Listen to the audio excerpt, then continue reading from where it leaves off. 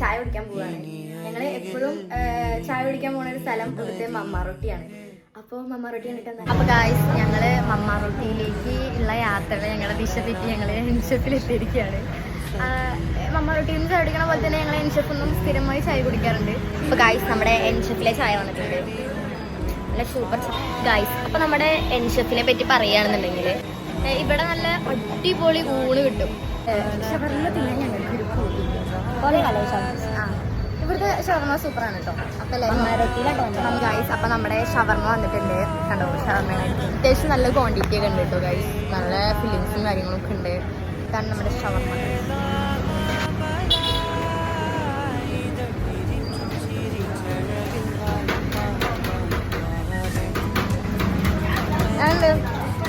അപ്പോൾ നമ്മുടെ ഇന്നത്തെ വ്ളോഗ് കഴിഞ്ഞിരിക്കുന്നു. നമുക്ക് നാളത്തെ വ്ളോഗിൽ കാണാം. Bye bye.